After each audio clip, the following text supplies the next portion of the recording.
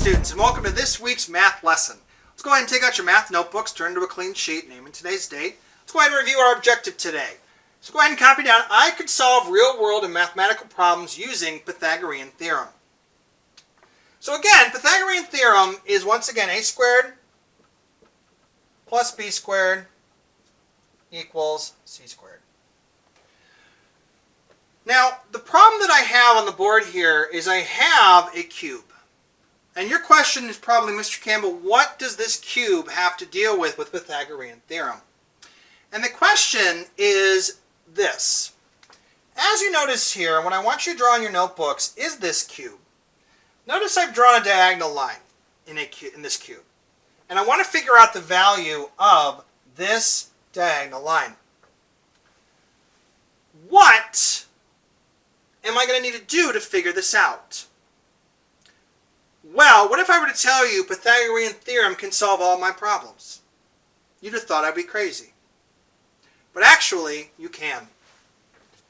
In looking at this, what happens, and what I hope that many of you notice, is that when we're dealing with cubes or rectangular prisms, that we have right angles all the time throughout our geometric figure.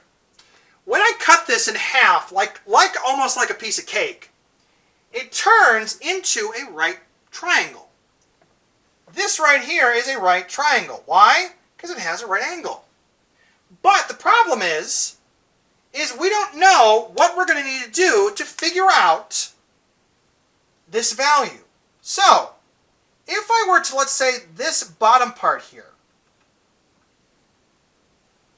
bottom side of this cube, if I were to, let's say, cut this down the middle, would you look at that? I'd get a right triangle. Right there. Right there. Let's actually... So to show you here, my right triangle, here's the hypotenuse. Here's the one of the legs, and here is the other leg, or the height. If I wanted to figure this out, there's a couple things I need to look for. And the first thing is I need to find this base value.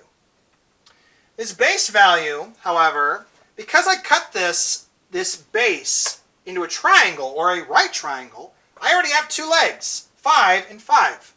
Could I not find the hypotenuse of this triangle? Yes, I could. So let's go ahead and plug that in. So, a squared will be 5 squared, b squared will be another 5 squared, and c squared, well, we don't know that yet. That's our y. What is 5 squared? 5 times 5 is what, class? 25. You are correct. So, we get 25 plus 25 equals c squared. 25 plus 25 is 50. So 50 equals c squared. The square root of c, or 50, well, we know that 50 is not a perfect square, so we are going to end up with a decimal here. But if I were to take the square root of 50, and if I were to round it to the nearest whole number, I would end up with 7. So this value right here for y is 7. Now I have everything I need to figure out what this x value is. So, now that we figured that out, the other question that's probably on your mind is, well, Mr. Campbell, what about this side, this leg? We have 7 here. We have x for our hypotenuse. What about this? I said a cube, right? Cube has all the same sides, so what is this side going to be? 5.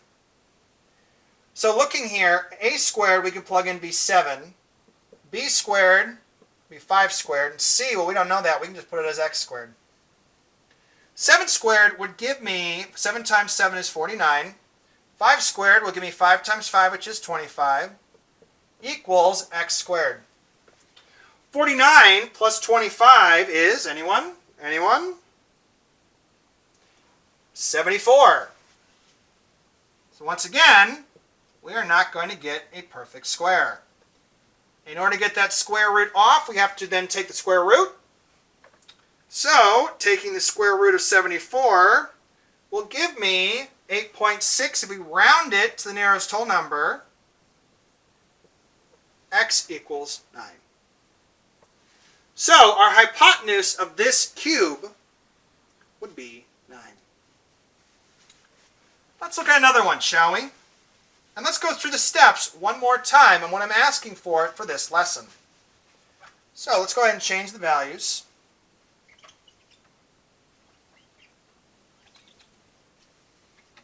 We're going to leave that x. Let's say I got 6. Let's say 6. Let's say I got 5. And let's say I got 4. So, looking here, let's go ahead and solve this again. So, we need to still figure out that bottom, but we have 5 and 4 here, luckily. So let's go ahead and do the Pythagorean Theorem, shall we?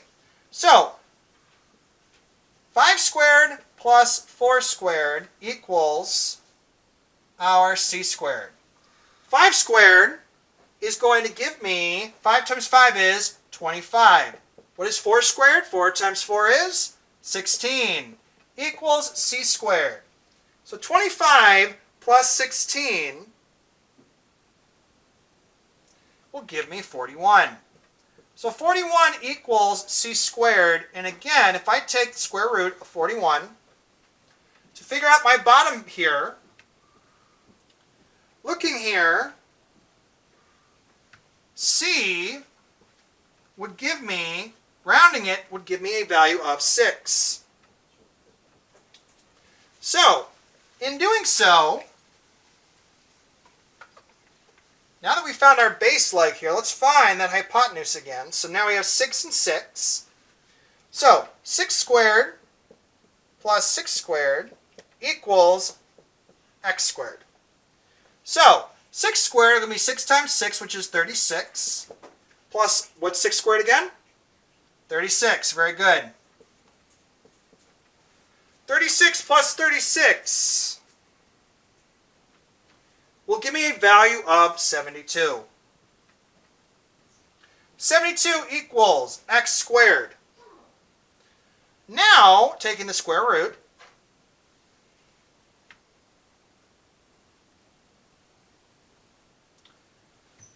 x is going to equal, surrounding, if we were to take the square root of 72, we get 8.4, which if we round it to the nearest whole number will give me a value of 8. So, my value will give me x equals 8. Let's go ahead and complete our exit slip now. So now your homework is going to be posted in Google Classroom. Remember, your first step in solving this is to find that base hypotenuse. Once you find that, you can then find the rest of your values for your triangle and ultimately find that value for your hypotenuse.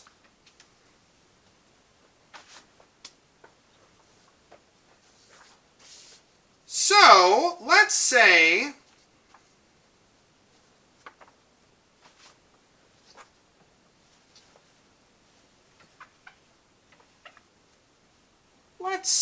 I have a rectangular prism, and let's say I have these values, 12, 8, and 6. I want you to find for me the hypotenuse. If I were to cut this and make it into two separate triangles, what is that hypotenuse if I were to cut it down the middle? Go ahead and pause the video right now to go ahead and solve this. Alright, let's go ahead and solve it, shall we? 12 is going to be the same on every single side of my rectangular prism here because it's the same, it's rectangular. Again, we need to find that base, so again, we'll plug in 8 and 6 because this ultimately becomes a right triangle. So 8 squared plus 6 squared equals c squared. 8 times 8 is what? 64, that is correct. And 6 squared is what? 36, very good. So now I have 64 plus 36. So 64 plus 36 will give me a value of 100. The square root of 100, because 100 is a perfect square, we're going to get a whole number. So no more decimals. So c is going to equal 10. So this bottom here is 10. Now that we have our value, one of our legs of 10, we can then take 10 and 12 and then use Pythagorean theorem to find that x value.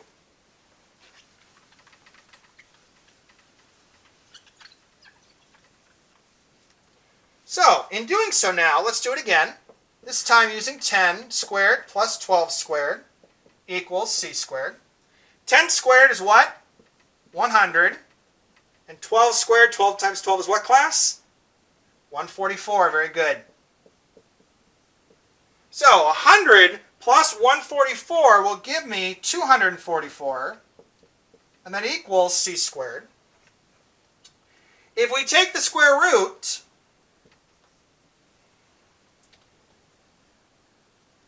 we'll eventually end up with 244 squared, which will give me a value, when rounded to the nearest whole number, of 16. So x equals 16. Your homework will be posted on Google Classroom tonight, revolving around finding things like this using Pythagorean theorem. Not just this, but also other example problems using Pythagorean theorem.